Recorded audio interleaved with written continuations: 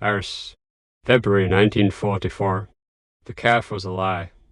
Its name, La Miroir d'Argent, was a lie. The silvering on the mirrors behind the bar was cracked and flaking, revealing the dark, sad grey of the wall behind. The aroma of coffee was a lie. It was a bitter, burnt swill made from roasted barley and acorns, a mockery of the real thing. The laughter from the corner table was the biggest lie of all three German officers, pink-faced and loud, enjoying real patisseries requisitioned from a bakery that had sold its last real flour croissant to Persian months ago. Hélène Blanchard, 21 years old and 5 years a cynic, took a slow, deliberate sip of her acorn swill and did not make a face. Making a face was a luxury. It showed you cared. Her identity, too, was a lie. To the world, she was Hélène Parrot, a quiet, mousy file clerk from the 16th arrondissement, fortunate to have a job in a German requisition textile office. Her papers, a masterpiece of forgery, said she was boring, compliant, and harmless. The truth was sewn into the silk lining of her left glove. Hélène kept her hands on the table, resting on her worn purse. Her gloves were cheap wool, but the left one was slightly bulky over the palm. Inside, a tiny, tightly folded square of tissue paper bore 4 lines of code. It was a list of chassis numbers, identifying a new shipment of Panzer and 4 tanks arriving at the Clichy depot for refit. It was, in her opinion, a dreadfully small piece of information to die for. But people died for less every day. She was not supposed to look at the clock. Her contact, Renaud, had been clear about that. Looking at the clock shows you're waiting. A file clerk on her lunch break is nowhere to be. He bored Hélène. Be empty. So she stared at a damp ring on the marble tabletop, her mind a carefully controlled blank. She practiced this, the art of being invisible. She was not a beautiful woman. Her hair was a non-committal brown, her face thin from a diet of bread and turnips. She was the sort of girl you glanced at and immediately forgot. She was a sparrow in a city of peacocks and vultures. It was her greatest weapon. At 12:15, the bell over the calf door tinkled. Hélène did not look up.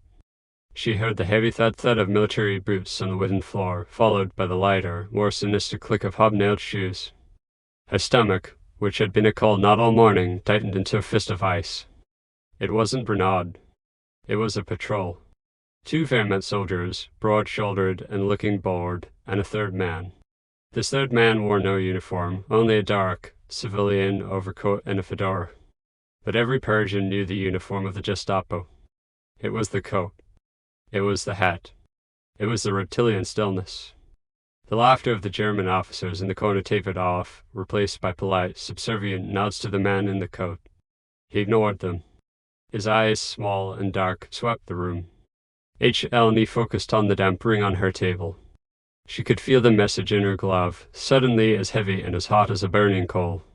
She could feel the sweat prickling at her hairline. Do not sweat. File clerks do not sweat. Be bored.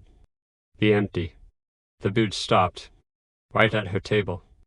A shadow fell over her, smelling of wet wool, tobacco, and a faint, sweet cologne. Your papers, a voice said in heavily accented French. It was one of the soldiers. Slowly, as if annoyed by the interruption, Hélène raised her eyes. She looked past the soldier, past his rifle, and at the man in the coat who stood just behind him. He was the one who mattered. Of course, she said, her voice a perfect imitation of mild inconvenience. Her right hand, never the left, moved to her purse. She fumbled for the clasp. Her fingers were clumsy, but not from fear. It was an act.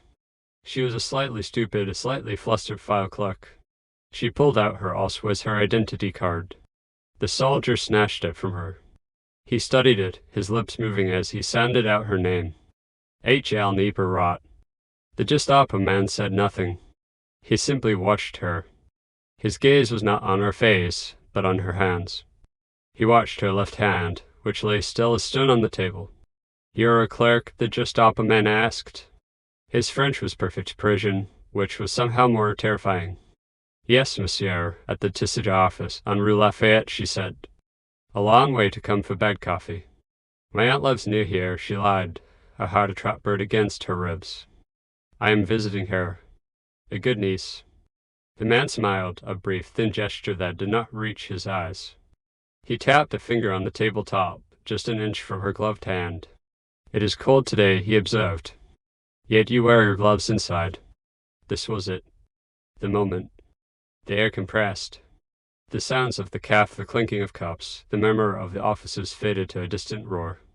Hélène met his gaze. She manufactured a small, embarrassed blush.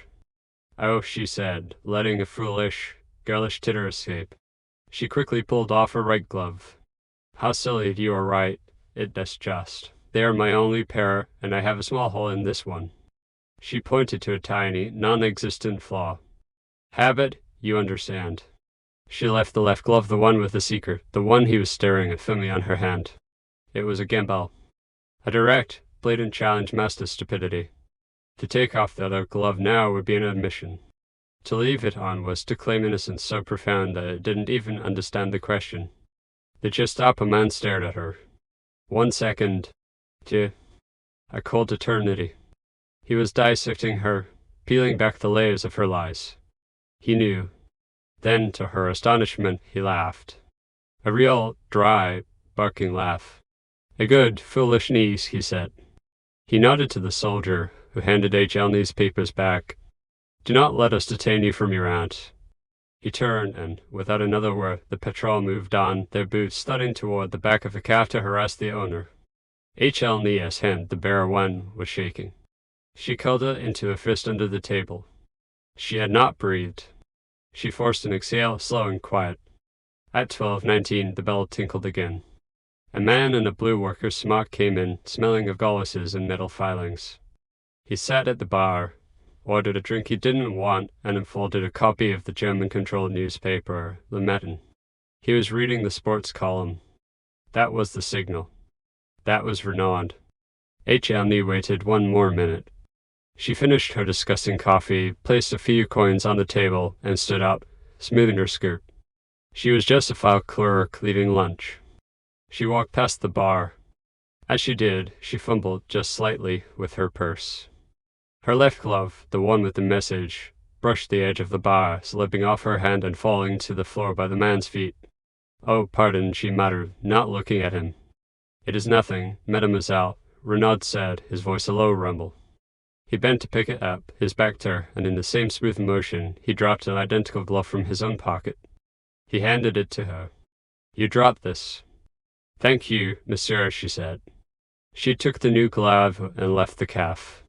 The exchange had taken 3 seconds. As she stepped into the cold, damp Paris street, she slipped on the new glove. Inside the palm, she felt it, a small, hard, cylindrical shape. Not a message. A key. The cold air hit her like a slap.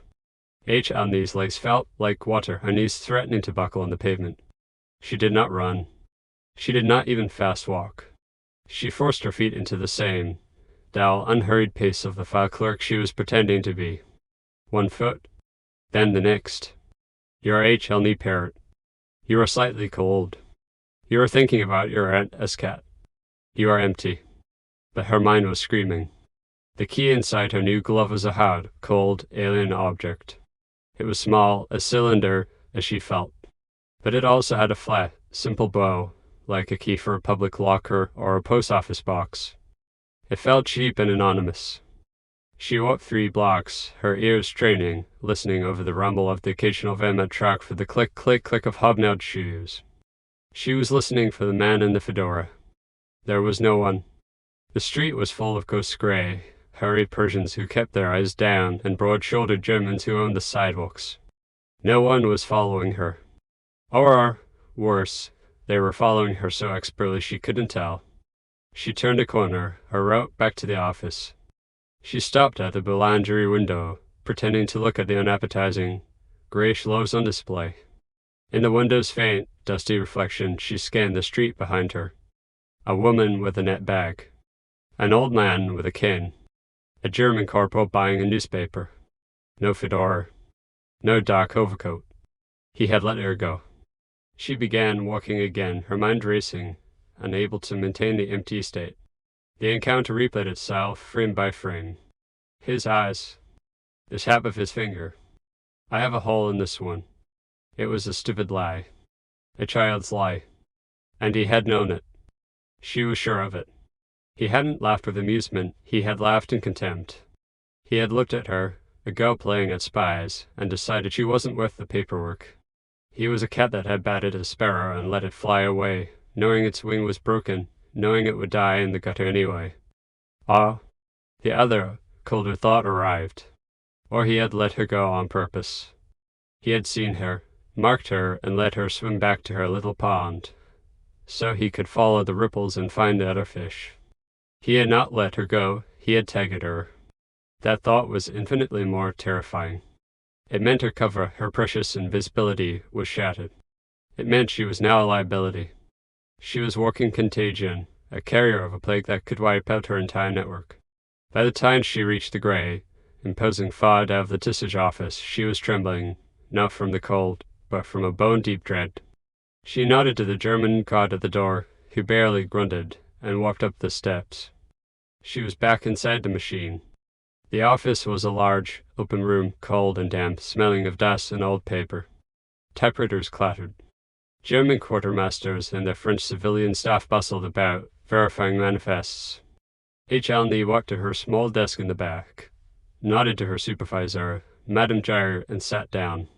She took off her coat. She carefully, deliberately took off both gloves and placed them in her purse, which she hung on the hook by her desk. She was at H-27 in the Oiseau bird network. Her code name was Mono Sparrow, and she had just flown back to her nest, possibly with a hawk on her tail.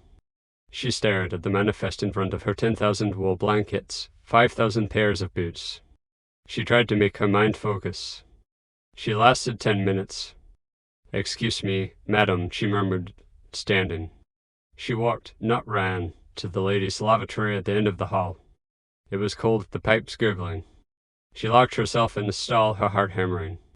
She reached into her purse and pulled out the glove. The key fell into her sweating, bare hand. It was exactly as she suspected. A small, cheap pot metal key. Stamped onto its flat, round bow was a number. 232. And below it a single letter. L. L. L.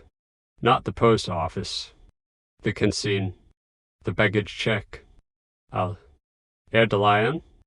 Gare du Lazare. No. Renaud would not be so obscure. L. For Louvre. The Mousy du Louvre was a 10-minute walk. The Germans had turned its vast, empty halls into a clearing house, a place for sorting and cataloguing their acquisitions.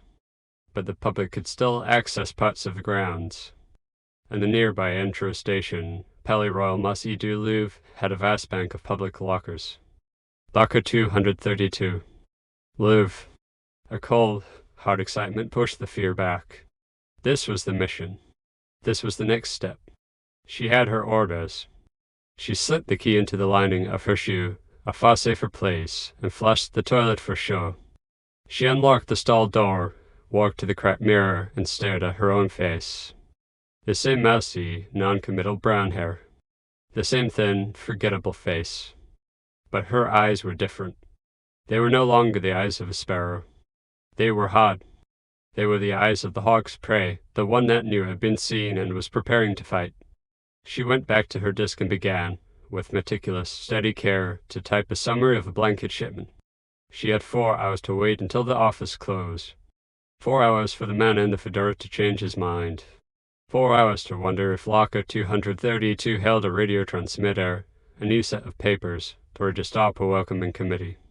The clock on the office wall was a tyrant, its long, thin-minute hand a whip that cracked down 60 times an hour, each one a small eternity. 4 hours. 240 minutes. Hélène typed. Her fingers flew across the German layout keyboard, the Z and Y keys reversed. A daily, petty reminder of the occupation. She typed about wool blankets. She typed about leather boots. She typed about tins of processed meat.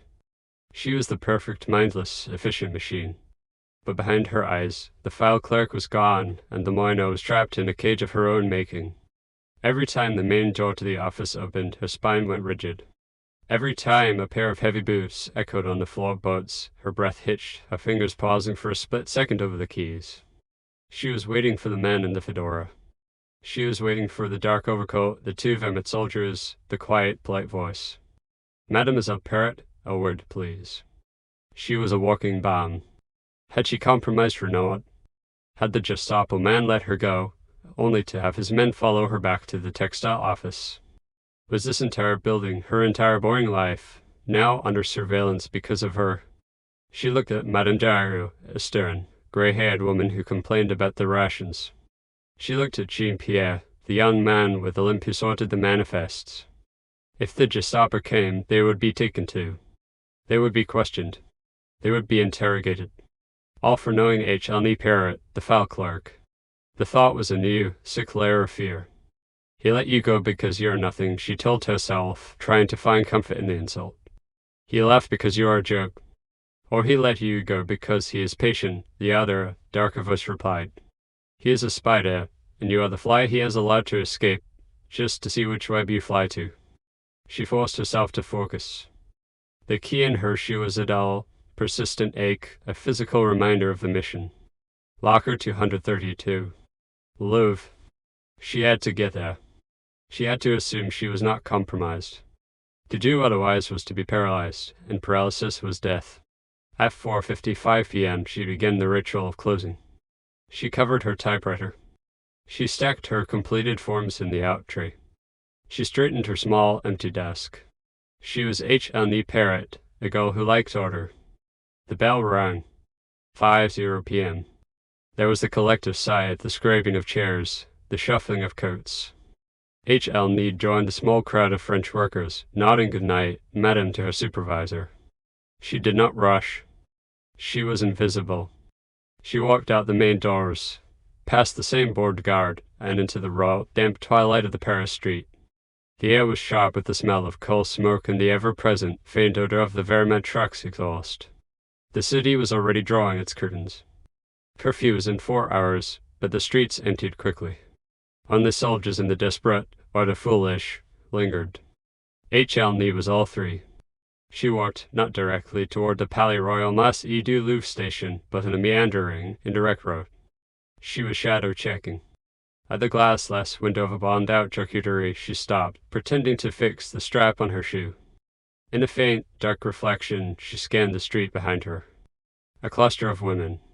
2 German soldiers walking arm in arm, already drunk. And a man. He was too far to see clearly, but he wore a hat. He was standing in a doorway, lighting a cigarette. Helene's heart stopped. She straightened up and began walking again, her pace unchanged. She turned the next corner. She counted to 20. Then she spun around, as if she'd forgotten something, and walked back. The doorway was empty. The man was gone. Was it him? Was it one of his men? Or was it just a man, lighting a cigarette? She was losing her mind. She was seeing ghosts. She had to stop. She abandoned her indirect route and walked directly to the intro station. She was a file clerk going home. She was Hélène Blanchard. The Palais Royal Mousy du Louvre station was a gaping mouth into the earth. She descended the stairs, the air growing colder, smelling of damp concrete, iron filings, and unwashed bodies. The station was dim, half lit by weak, yellow bulbs to conserve electricity. German patrols were everywhere.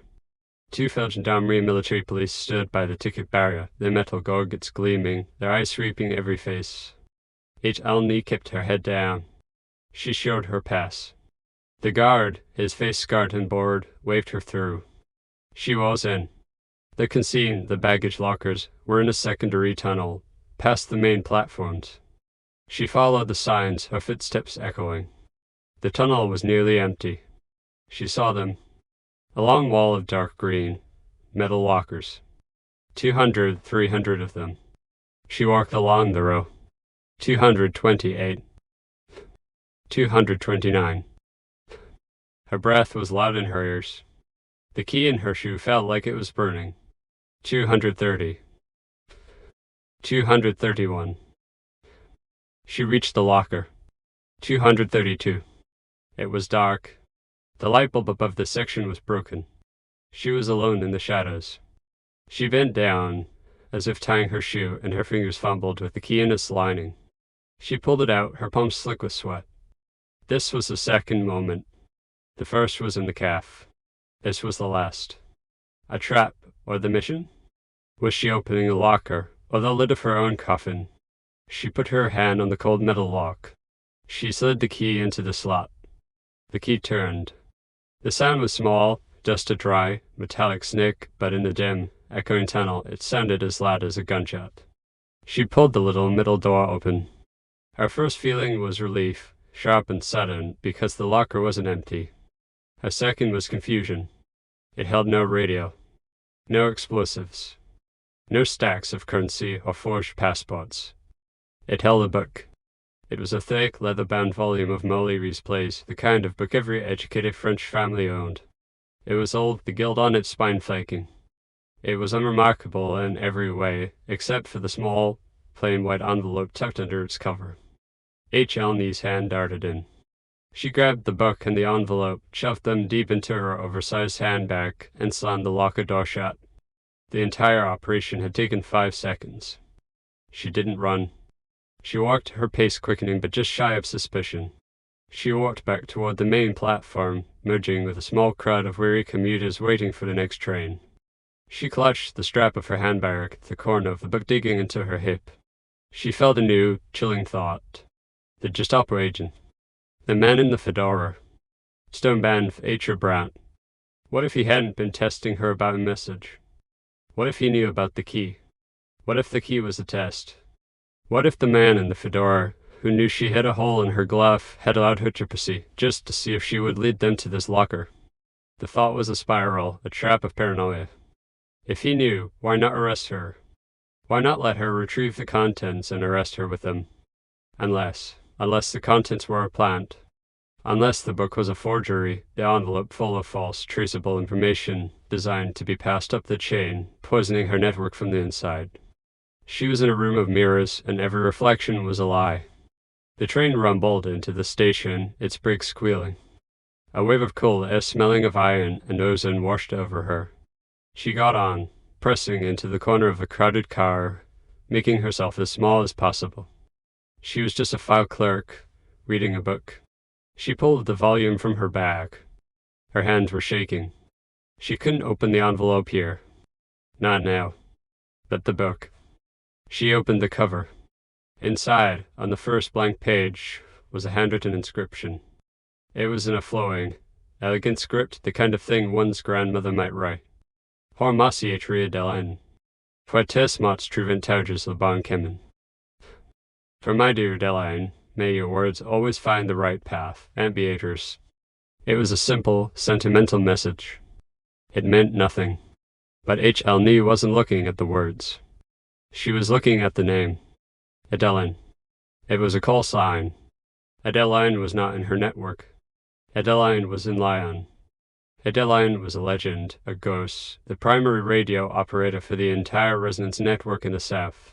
She was the voice that spoke to London, the woman who held the fate of hundreds of agents in her hands. This book was meant for her. H. Elney suddenly understood the gravity of her mission. She was not just a messenger. She was a cutout, a blind link in a chain, transporting a message from one network to an entirely different one. This was a level of tradecraft she had never encountered. It was dangerous. It was vital. And the name, Aunt Beatrice. Aunt Beatrice. H. Elney's blood ran cold. Beatrice was the code name for the new SOE agent London had just parachuted in, the one they called the conductor, the one sent to unify the fractured Paris cells. Renaud hadn't just given her a key.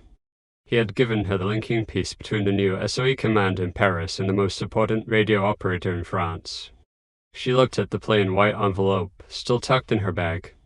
It was no longer just a message. It was a lifeline. Or a death warrant. She snapped the book shut, her heart hammering a new, terrified rhythm. The train pulled into her neighborhood station. She got off, just another girl walking home in the dark, carrying a book of plays. But now she was the most important woman in Paris. And she had to get that envelope open. The street outside her intro station was dark.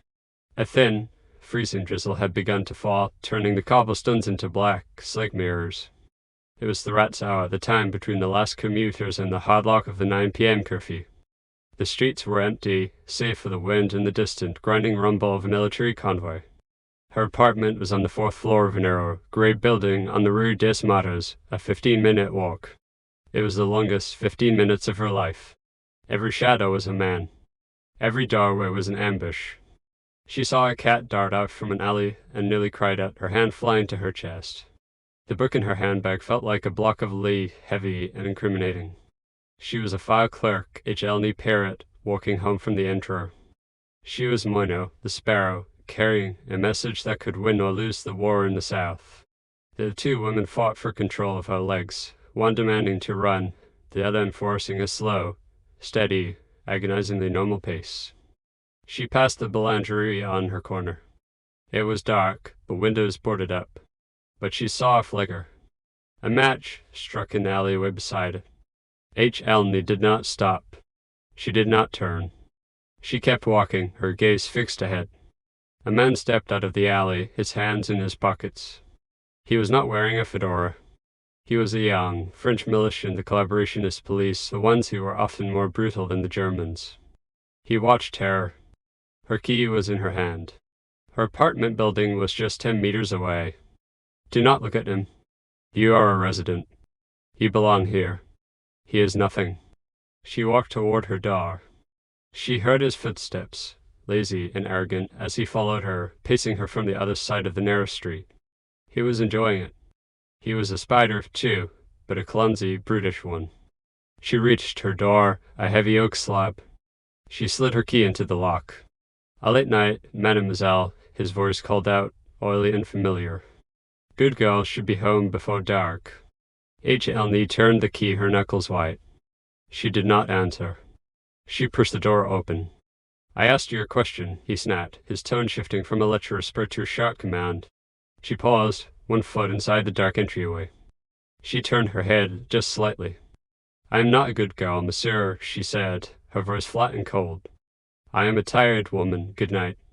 She slipped inside and pulled the heavy door shut, the click of the lock echoing in the stone entryway. She leaned against it, her eyes closed, her entire body shaking so violently she could barely sound. She had been defiant. It was a mistake. A stupid, reckless, emotional mistake. File clerks were not defiant. She heard him laugh, a short, ugly sound from the other side of the door. Then his footsteps receded. He had been toying with her. Nothing more. She was safe. She climbed the 4 flights of stairs, her footsteps a dull thud on the worn wooden runners. The building was silent, smelling of boiled cabbage and damp plaster. She reached her door, unlocked it, and stepped inside her tiny, one-room apartment. She locked the door. She slid the bolt. She wedged a chair under the doorknob. Only then did she breathe. The room was freezing. She didn't light the gas heater, it was too expensive, and the flame made shadows. She didn't turn on the lamp. She walked to the window, which overlooked a lightless, central courtyard, and pulled back the blackout curtain just a centimeter. She stood in the near-total darkness, her back to the wall, and watched. She watched the other dark windows. She listened to the sounds of the building. She was waiting. 5 minutes. 10. No one came. No heavy boots on the stairs. No knocks on the door. She was alone. Her fingers, numb with cold and fear, fumbled with her handbag. She pulled out the book and the envelope. She sat on her narrow bed, her coat still on. She used her ration book lighted the one with no fuel, just a flint to create a tiny, momentary spark. In that flash, she inspected the envelope. It was plain, white, and sealed with cheap mucilage. Not wax. No one, not even the Gestapo, could open it without tearing the paper. It was a one-time use seal. It was clean. She tore it open. Inside was not a letter, but a single, small, photograph-sized piece of paper. It was covered in a grid of 5-letter code groups. Gibberish. If no QKJWTB voza. Hélène felt a surge of frustration. It was a coded message, and she didn't have the key. But wait, she did. She looked at the book in her lap. Molly Reese plays. She turned back to the inscription. Pomossier Tria Deline. Poites mas truventauges bon kemen. May your words find the right path. It was a book code. The key was the book itself. But what was the cipher? Page 10, line 4, word 2. It was too simple, too common. She looked at the inscription again. Adeline. Deidris. The names were the key. They. She turned to the first play in the volume, Elevathometer. She found the first line of the play spoken by the character Beatrice. There was no Beatrice in Elevator.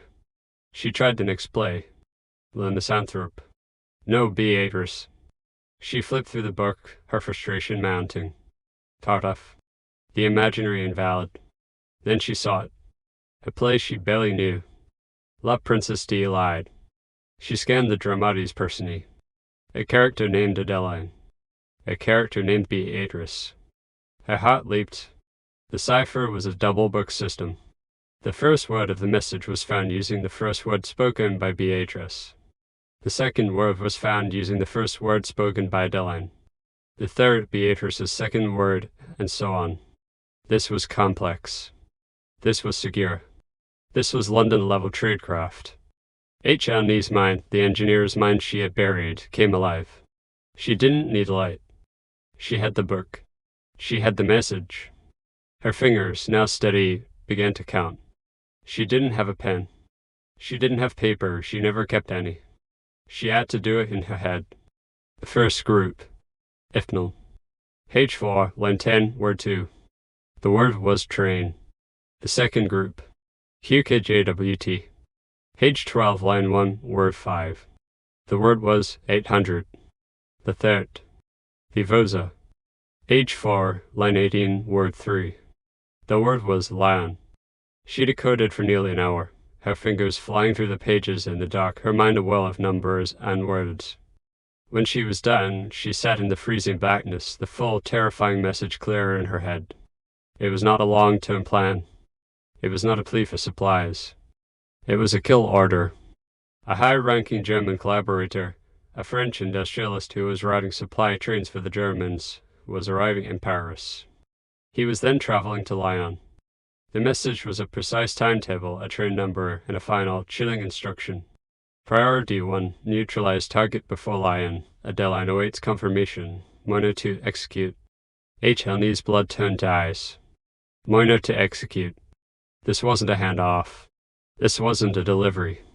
She, Hélène Blanchard, the file-clerk, the Sparrow, had just been ordered to assassinate a man. The decoded message hung in the cold, dark apartment, a venomous, invisible vapor. Moino to execute. Hélène sat on the edge of her bed, her coat still on, her body rigid. The book was still in her lap, the photograph-sized paper clutched in her hand. Her mind, which had been so sharp and clear during the decryption, was now useless, pen at blank. Execute. A clean, sterile, military word. It meant kill. It meant murder. She, Hélène Parrott, the file clerk, was being ordered to murder a man. Hysterical, high-pitched laugh bubbled in her throat. She clapped her hand over her mouth, muffling the sound. Execute him with what? Her typewriter? The moly replays. She had a kitchen knife, dull from cutting hard, Russian bread, and a single, heavy iron pot. This was a mistake. A grotesque, terrifying mistake. They had sent the message to the wrong agent. One of the Sparrows a messenger, a low-level cutout. She moved papers. She watched schedules. She was a set of eyes, not a pair of hands. She scrambled in her mind, rereading the decoded message. Target, Eden Dubois. Industrialist. Bitchy collaborator. Route, Paris Gare de Lyon to Lyon Perrick. Departure, 19 FEB, 800. Train 707. Details, private car. 2 guards. Priority 1. Neutralize target before Lyon. Adeline awaits confirmation. Moino to execute. Tomorrow morning. February 19th. That was less than 14 hours away. Panic, cold and acidic, surged from her stomach. They had given her a death sentence, his or hers. She was being tested. This was the only thing that made sense. This was some brutal, SOE initiation, and Renaud, her handler, was waiting for her to fail, to crack, to prove she was just a silly, weak girl. Oh, the man in the fedora. Sir Banff H. Brandt. His thin, contemptuous laugh. He let you go. What if Brent knew? What if her network was compromised? What if Beatrice, the new SOE agent, had been captured, and this entire operation, the key, the locker, the message was a Gestapo trap to flush out the rest of the network? To force a low-level agent to attempt something impossible, and in her panicked, clumsy failure, reveal everyone else? She was in an impossible box. If she did nothing, the mission would fail, and she would be a traitor to the resistance. If she tried and failed, she would be captured, tortured, and would, in her agony, betray everyone she had ever met. If she succeeded, what then? What would be left of Hélène, the file clerk? She sat in the dark for a full, agonizing hour. The cold of the room seeped into her bones. She was no longer shaking. She was frozen. Make a choice. She could run. She could take the few francs she had, burn her papers, and disappear into the Persian underworld to become one of the nameless, starving ghosts. She could be gone by sunrise. And then what? Wait for the war to end, knowing she had been a coward. Knowing she had let that man, Brent, be right about her. That she was just a foolish niece. No. The small, hot ember of rage she had felt in the forest, the one that had belonged to the other story, the Polish soldier, felt suddenly familiar. It was the rage of the cornered. The hatred of the dismissed. He laughed at me. They think I'm just a sparrow. A cold, terrifying calm settled over her. She was not a trained killer, but she was a very, very good file clerk. She was meticulous. She was patient. She was invisible. And she had an engineer's mind for detail. A private car meant he would be at the end of the train. 2 guards meant they were his personal protection, not Vermet. They were probably Melis. Frenchmen. She couldn't do it on the train. She couldn't get on train 707. It was a priority military and Vichy transport. She would be arrested on the platform. Neutralized target before Lyon. It didn't say on the train. It said before Lyon. He had to get to the train. From his home? From a hotel? He was arriving in Paris first. The message was a timetable, but it was incomplete, or she was reading it wrong. She picked up the envelope again, turning the torn, cheap paper over in her hands. She ran her thumb along the inside. A tiny, sharp pain in her thumb.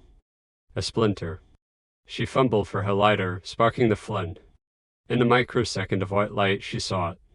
A tiny, thread-thin piece of metal, like a staple leg, embedded in the paper seam. It was a second message. Her heart pounding, she carefully, painfully, worked the metal sliver out. It wasn't a staple. It was a microphotograph rolled into a needle-thin tube. A dot. She had no reader. She had no microscope. She held a tiny, metallic curl in her palm. Think like an engineer. How to read it. Water. She went to her tiny, rust-stained sink and ran a single drop of water from the tap into her palm. She let the metal dot and curl in the surface tension. It was still unreadably small. She needed a lens. She looked around her dark, sparse room. The lamp. She unscrewed the weak, 25-watt bulb. She held it out. The curve of the glass. She poured the drop of water, with the uncurled film floating in it, onto the most curved part of the light bulb. She held it up. The water drop, combined with the glass, created a crude, powerful magnifying lens. She sparked her lighter again. Flash. Again. Flash. She held the flint down, scraping it, creating a stream of tiny, cold sparks that gave just enough ambient light. And she saw it. Text. Do not acknowledge. No reply. Plan B, Rue de Grenelle. 70. No, 42. 600. Apothecary. Green bicycle. Bring the miser. Relief and terror washed through her in equal measure. Apothecary, the apothecary, was their code name for weapons. A green bicycle was the contact signal. Rue de Grenelle. 600. And bring the miser. She looked at the Molly book in her lap. The first play. Alave. The miser. This was it. This was the real plan. She wasn't alone. She wasn't supposed to invent a plan. She was supposed to follow one. She had passed the test. She had found the second message. She sat on her bed, the key to the entire mission in her head and in her hands. She had 12 hours. She was no longer a file clerk. She was no longer a Sparrow. She was the woman who was going to kill Hélène Dubois. She did not sleep. She sat in the dark and she dismantled the Molly Reed book, page by page. She memorized the codes, the names, the lines. Then she took the pages, one by one, and she ate them. There's a unique kind of courage that is born not of bravery, but of sheer, methodical process. Hélène, the engineer brain file clerk, could not face the abstract terror of killing a man, but she could face the concrete, physical task of destroying a book. And so she ate her orders. She sat on her freezing bed in the pitch black, and one by one she tore the pages of La Princesse de Light into small, manageable strips. The paper was old, dry, and brittle. It tasted of dust and acidic, century-old ink. She chewed slowly, methodically. Each strip became a pulpy, gag-inducing wad. She forced herself to swallow, washing it down with sips of the stale, metallic water from the cup by her bed. She ate the dramatis personae, the names of Hélène and Beatrice dissolving in her mouth. She ate the coded message. She ate the microdot, which was little more than a piece of grit. It took her over 2 hours. It was a vile, nauseating process. It was also a sacrament. She was absorbing the mission, making it a physical part of her. By the time she was finished, there was no book. There was no envelope. There was no evidence. There was only the mission, which now lived inside her. The remainder of the night was a different kind of torture, the torture of waiting. Sleep was a distant country she could not visit. Her mind, now free from the task of decoding and destroying, was a racetrack for our fears. What if Apothecary isn't there? What if the green bicycle is a trap? What if the militant from the street is waiting for me? What if I pull the trigger and miss? She stood up, unable to bear the cold stillness of the bed. She began to move. Action was the only antidote to fear. In the dark, she stripped off her file clerk's uniform, the drab skirt and thin wool blouse.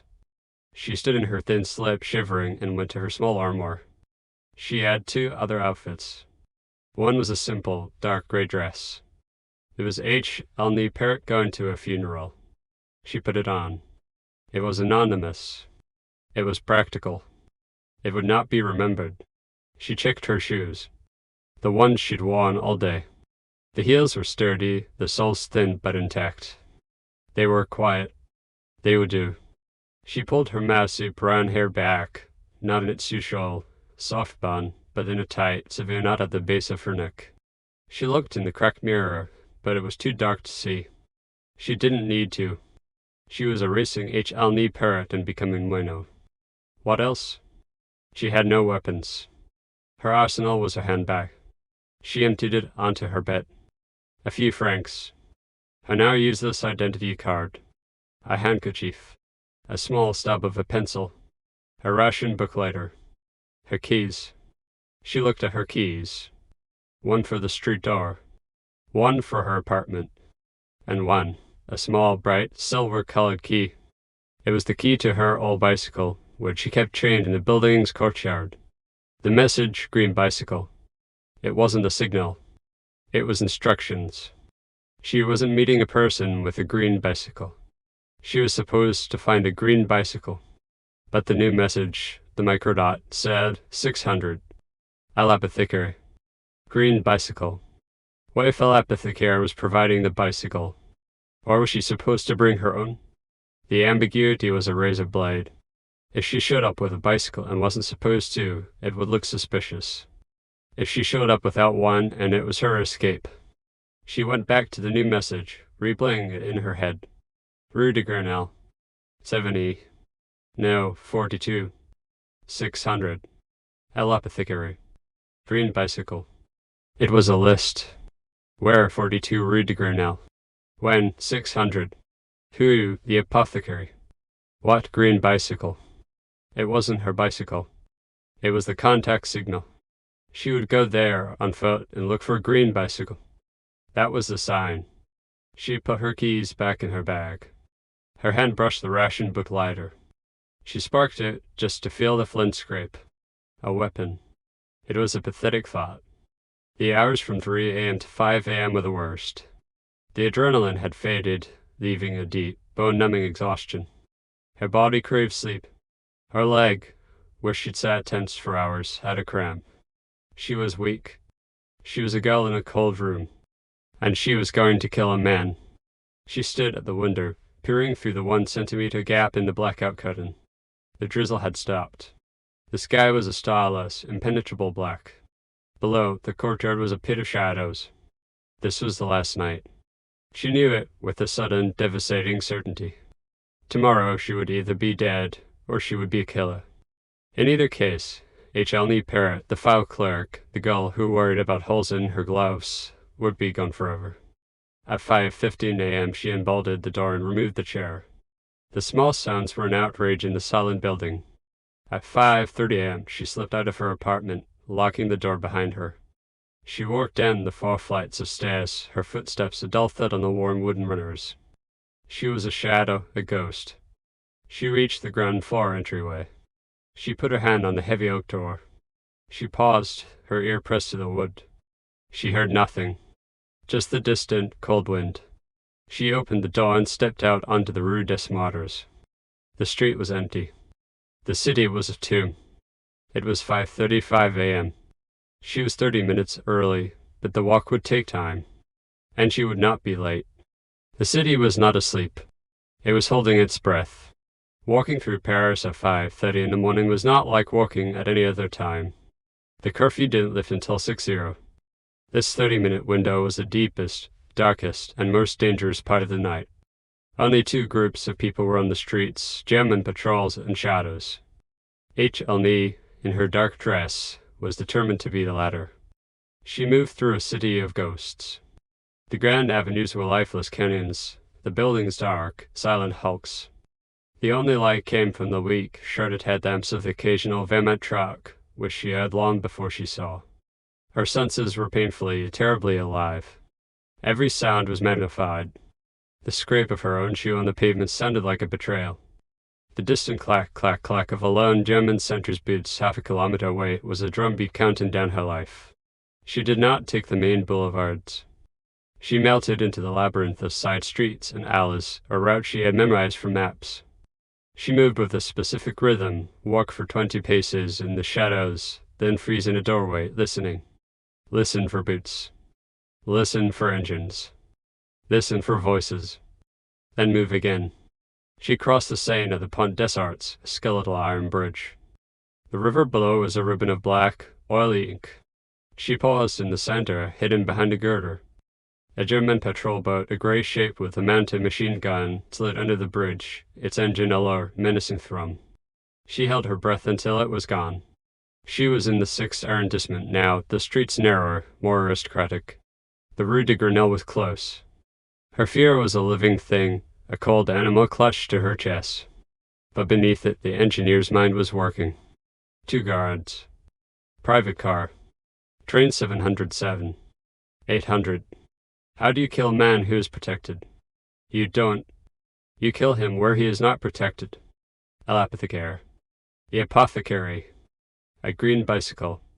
The plan was an assassination, but it felt like a prescription. Here is your poison. Here is your escape. She found the Rue de Grenelle. It was a street of silent, wealthy-looking apartment buildings, their grand entrances sealed. She walked her back pressed to the cold stone until she found it. Number 42. It was not a grand building. It was a narrow, dark-fronted shop, its windows boarded up. The paint was peeling, but she could just make out the faded, gilt letters above the door, herboristry. An old herb shop. L'apothecary. The apothecary. It was literal. She was 5 minutes early. 5:55. She slid into the recessed doorway of the building opposite, a pit of absolute darkness, and she waited. She watched the shop. The street was dead. The curfew was still in effect. This was the most dangerous moment. At 5:59 she heard it. Not boots. A soft, rubbery sound. A squeak. A figure, as dark as she was, emerged from an alleyway beside the herb shop. The figure was wheeling a bicycle. Helene's hand flew to the lighter in her pocket. The signal. The figures stopped in front of the shop. They were small, indistinct. A man? A woman? They were dressed in the shapeless, dark clothes of a worker. Helene watched, frozen. The figure leaned the bicycle against the shop's boarded-up door. They looked left. They looked right. The curfew siren wailed, a long, rising, mournful sound from the other side of the river. 6-0. The city was officially awake. The figure turned, and in the first, weak, grayish-blue light of dawn, Helene saw two things. The bicycle was painted a bright, unmistakable, almost mocking green, and the figure was not a man. It was a girl, perhaps 16 years old, with a face like a pale, angry doll. The girl looked directly at Helene's shadow-filled doorway, raised a single, gloved hand, and then, with the speed of a rat, vanished back into the alley. The signal was given. The package was delivered. Helene waited a full minute. No one came. No patrols. No traps. She stepped out of her doorway and crossed the empty street. Her heart was a tremor. She approached the bicycle. It was old, but the tires were new and full. The chain was oiled, and sitting in a wide basket on the front was a small, heavy parcel wrapped in brown paper and tied with string. This was the prescription. She put her hand on the parcel. It was heavy, and it was cold. It had the dense, solid weight of a brick. No, it was a rectangular tin. A 500-gram tin of Rosette's coffee. She felt a surge of hysterical disappointment. A tin of coffee? This was the weapon. But her fingers, probing, felt something else. The tin was sealed, but tied to its side, almost invisible under the string, was a small, thin, glass vial, no bigger than her pinky finger.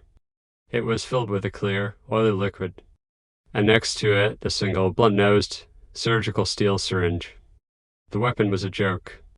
It was a punchline. It was a tin of fake coffee, a tiny bottle, and a needle. And Helene, in a flash of cold, brilliant, terrifying clarity, understood. They weren't sending a soldier. They were sending a servant. How do you get past 2 guards? You don't. You get invited in. How do you get invited in? You don't bring a gun. You bring coffee. The German officers at the cafe, the patisseries, the real requisition goods. The one thing the collaborationist Millis and the Vituli craved, even more than power, was the comforts of their new masters. Real coffee, real pastries, real luxury. This tin was her prop. The label she saw in the thin grey light was not Rosette's. It was Moco du Biarcel. It was a pre-war tin, a treasure. And the liquid in the vial, it was clear, oily, odorless, tasteless. It was the apothecary's prescription.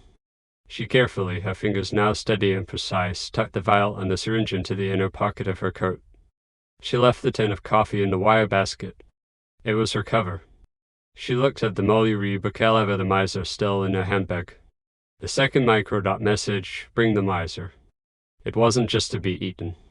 It was her second prop. A plan, fully formed and horrific in its simplicity, clicked into place in her mind. She was not the killer. She was Helene Parrott, a file-clerk. No, she was better. She was Adeline, a poor student from the Sorbonne, perhaps sent by a wealthy relative to deliver a gift to Monsieur Dubois. A small token for his journey. She would arrive at the Gare de Lyon. She would look for train 707. She would find the private car. The guards, the Millis, would stop her. I have a package from Monsieur Dubois. He is busy. Oh, please, it's just his favorite coffee, and this. She would produce the Molly. He forgot his reading. My Aunt Beatrice insisted. It was a story. It was plausible. It was a domestic, foolish, female errand. It was the kind of thing they would find charming, or annoying, but not threatening. They would laugh at her, just as Brand had laughed. They would see a Sparrow. And one of them, perhaps, would take the tin of coffee. I'll see that he gets it. No, that wasn't good enough. The mission was neutralized. She had to be sure. The coffee wasn't for Dubois. It was for the guards. She would have to prepare the needle. She would inject the poison. Where? Into the tin? No, it was sealed. Think, Hélène. The guards would stop her. She would offer the coffee. It's so cold, messieurs, and it smells so good. My aunt gave me this for him, but perhaps you would like to make a cup to stay warm. I can wait. It was insane. It was improvised. It was perfect. She took the green bicycle. She slung her handbag, with the mullery inside, over her shoulder. She put her foot on the pedal. The city was waking up. A few bakery carts were on the streets, a few German patrols, their morning rounds beginning. The curfew was over. Hélène Blanchard, invisible Hélène, mounted the green bicycle. She was just another version, heading to work in the grey, cold dawn. But she wasn't. She was a file-clerk, with a tin of coffee in her basket, a book of plays in her bag, and a vial of poison in her pocket. And she was riding to the Gare de Lyon to commit a murder. The Gare de Lyon was not a train station, it was a hive. The 7:00 a.m. light, thin and grey, struggled to pierce the high, soot-stained glass of the ceiling. The concourse was a churning mess of field-grey uniforms, dark-coated Gestapo agents, and a few hurried, terrified-looking French civilians. A locomotive hissed, venting a great white cloud of steam that mixed with the fog of 1,000 cigarettes and the smell of unwashed bodies. Hélène, wheeling the green bicycle, was a molecule of water in a river of oil. She was invisible because she was so obviously in the wrong place. A Wehrmacht guard, his rifle slung, barked at her. No bicycles, at? Hélène flinched, her stupid gum mask snapping into place. Oh, pardon, monsieur, she squeaked, her voice high with practiced, idiotic fear. My chain, it broke, I'm meeting my brother. The guard sneered, seeing exactly what she wanted him to see, a bothersome, irrelevant, foolish girl. He gestured with his chin. Leave it there, and go. Thank you, monsieur, thank you. She abandoned the green bicycle, her only escape, against a pillar. She was committed. She walked, her handbag clutched in one hand, the tin of coffee held in the other like a peace offering. She found the track. 4-5. A sign read, Sonderzug. Special military train. And there, at the end of the platform, was her target. A single, dark blue, opulent-looking private car, hooked to the end of a long line of Wehrmacht troop carriers. 2 men stood in front of its door. They were not German. They were French. They wore the dark blue, high-collared uniforms of the milice. They had submachine guns, and they were smoking, their faces bored and arrogant. They were the gods. Helene's blood ran cold. The vial was in her coat pocket, the syringe next to it. Her hand, inside the pocket, touched the cold glass. Her fingers were numb, clumsy. You are a Sparrow. You are nothing. She took a deep breath. She clutched the mullery book and the coffee tin to her chest. She put a flustered look on her face, and she walked, her steps quick and bird-like, right toward them. Messieurs, pardon. The first guard, a man with a heavy, broken-nosed face, blocked her path, putting a hand on her chest to stop her. It was not a gentle push. Stop. This car is forbidden. Oh, non, Hélène gasped, playing her part. I have a delivery for Monsieur Dubois. The 2 guards looked at each other. The second one, younger, with a thin mustache, laughed. A delivery? He's not seeing anyone, petit. But you don't understand. Helene's voice rose, trembling on the edge of a fabricated hysteria. It's from Temp Beatrice. He'll be furious if he doesn't get this. She thrust the coffee tin and the mullery book forward. His coffee and his reading she'll have my head if I don't give them to him. The first guard's eyes fell on the tin. Moko du Biarcel. His eyes narrowed, not with suspicion, but with pure, animal greed. He hadn't seen a tin like that in years. Temp Beatrice, the moustache one sneered. Busy woman, give them to me. I'll see he gets them. Oh, no, Hélène said, clutching the gifts back. I can't, I have to. She was failing. This was the moment. She couldn't get past them. The door to the private car slid open. What is this noise? Zach, get rid of her. The man who stepped out was Hélène Dubois. He was in his 50s, with a fleshy, pink face, a superbly tailored suit, and the soft, impatient eyes of a man who had never been told no. He was the target. Monsieur Dubois. Hélène cried, her voice a genuine, panic squeal. The plan was shattered. She is a package, sir, from a Tempe address, the first guard said, his voice now obsequious. Dubois' eyes narrowed. The address? I don't know any. Hélène saw it. Her one, insane, final chance. She was no longer a file clerk. She was not a spy. She was a fury. His tonic, she shrieked, the word tearing from her throat. She said, you must have your tonic. In one fluid, impossible motion, she dropped the book. She dropped the coffee. Her right hand, already in her pocket, came out. It held the syringe. She lunged, pushing past the guard's surprise, grabbing hands. She was a sparrow, but she was a sparrow with a hawk's talon. Dubois saw her coming. He saw the needle. His eyes went wide, not with fear, but with insult. At this, she wasn't strong enough to stab his neck. She jammed the needle, with all her weight, into the back of his hand, the one he had raised to push her away. She plunged it deep into the soft flesh between his knuckles and depressed the plunger. SSSSK. The vial was empty. It all happened in a single, silent, terrible second. Then the world exploded. The first guard slammed the butt of his submachine gun into the side of her head.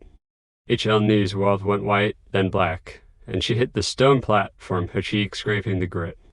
She heard shouting. Whistles. German voices, now alert. She was on the ground, her head ringing. She tasted blood and soot. She looked up.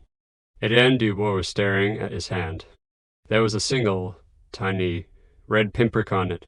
He looked at Hélène, who was being dragged to her feet by the moustached guard. Dubois laughed. A rich, patronizing, wheezing laugh. A beast saying, he said, his voice full of contempt. You send a child to sting me? He turned to the guards. Get her to the Gestapo. I want to know who sent this. He stopped. His hand went to his collar. He tugged at it. His pink face was suddenly gray. It's warm. He wheezed, his eyes wide with a new, sudden confusion. He looked back at his hand. He looked at Hélène. He tried to say something else. His mouth opened, but only a gurgle came out. His eyes rolled back. His body, so full of power and fine tailoring, went completely limp. He did not fall. He collapsed, a boneless sack of a man, onto the platform. Dead. The two milice guards stared, their guns lowered, their faces masks of pure, pale terror. Hélène, her head throbbing, blood trickling into her eye, stared at the body. Neutralized. The moustached guard, his voice cracking, finally screamed, Alarm, alarm, she killed him, the bitch killed him. The platform erupted. Their mad soldiers were running toward her, their rifles raised. Hélène was yanked to her feet, her arms twisted behind her back so painfully she thought they would break. She was surrounded. There was no escape.